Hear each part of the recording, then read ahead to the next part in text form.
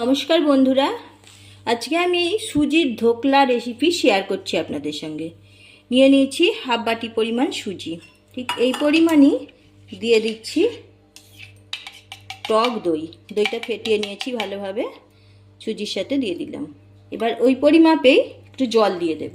দিয়ে দিচ্ছি জল। এবার ভালোভাবে ফেটিয়ে নেব।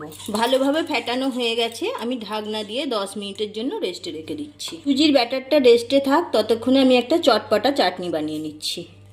নিয়ে নিয়েছি টমেটো, শুকনো লঙ্কা আর কিছু পরিমাণ রসুন। জল দিয়ে দিচ্ছি। গ্যাস অন করে বসিয়ে দিলাম। দেখুন ভালোভাবে সিদ্ধ হয়ে গেছে। একটু ঠান্ডা করে নেব। আমি খোসা ঠান্ডা হয়ে গেছে, খোসাগুলো ছাড়িয়ে নিচ্ছি। রসুনের খোসাগুলোও ছাড়িয়ে নিচ্ছি। টমেটোগুলো খুব সুন্দর সেদ্ধ হয়েছে, চামচ দিয়ে টুকরো করে কেটে দিলাম।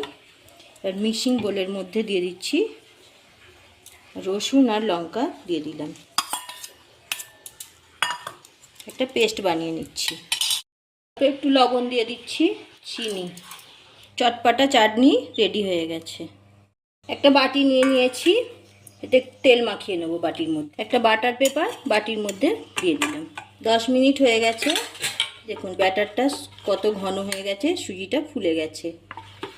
এবার এটাকে আমি 3 ভাগে ভাগ করে নেব।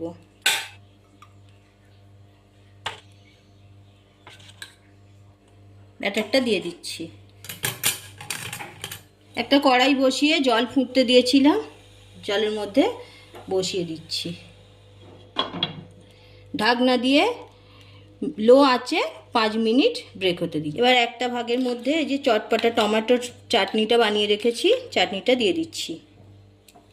আমি সব চাটনিটা দেবো না, এ থেকে কিছুটা দেব। দিয়ে দিচ্ছি খাবার সোডা, গুঁড়ো চিনি, একটু লবণ। ভালোভাবে মিশিয়ে নিচ্ছি। সুন্দর একটা কালার এসে গেছে। আমার চাটনিটা আছে, এই চাটনিটা আমি রুটি পরোটার সাথে খেতে পারবো। 5 মিনিট হয়ে গেছে, ঢাকনাটা খুলে নিচ্ছি।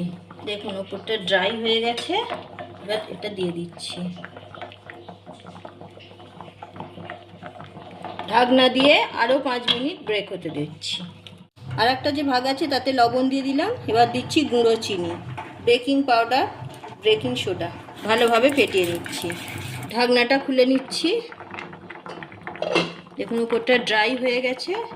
এবার যে তৃতীয় ভাগের মিশ্রণটা বানিয়েছি বেকিং পাউডার দেওয়ার জন্য, এরকম হয়েছে, খুব ভালোভাবে মিশিয়ে নিচ্ছি।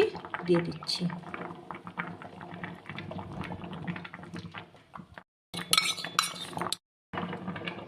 ঢাকনাটা দিয়ে দিলাম।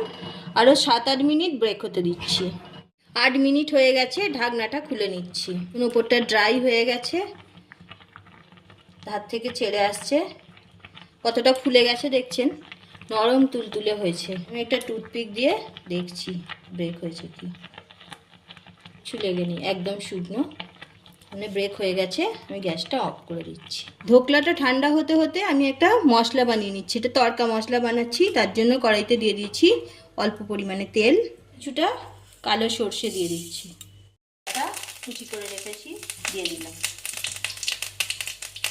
ভেজে নিয়েছি। এবার দিচ্ছি কিছুটা সাদা তিল। ধোকলাটা ঠান্ডা হয়ে গেছে, এবার একটা পাত্রে ঢেলে নিচ্ছি। দেখুন বন্ধুরা, ধোকলাটা কত সুন্দর হয়েছে,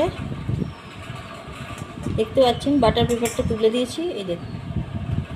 এবার আমি এটা প্লেটে নিয়ে নিচ্ছি। তড়কা মশলাটা বানিয়েছিলাম সেটা ধোকলার উপরে ছড়িয়ে দিচ্ছি। তড়কা মশলাটা ছড়িয়ে দিলাম। এটা দিলে ধোকলার টেস্ট আরও বেড়ে যায়। এবার টমেটো সস নিয়েছি, টমেটো সসটা আমি এইভাবে দিয়ে দিচ্ছি। এইভাবে টমেটো সস দিয়ে সাজিয়ে দিলাম। রেসিপিটা যদি ভালো লেগে থাকে তাহলে লাইক শেয়ার করবেন, আমার চ্যানেলটি সাবস্ক্রাইব করবেন। আমি কেটে দেখাচ্ছি। এইভাবে ধোকলা বানিয়ে বাচ্চাদের টিফিনেও দিতে পারেন, তাছাড়া আপনারা ব্রেকফাস্টেও খেতে পারেন। খেতে কিন্তু দুর্দান্ত লাগে, দেখতেও যেমন সুন্দর হয়েছে, খেতেও খুব সুন্দর লাগে।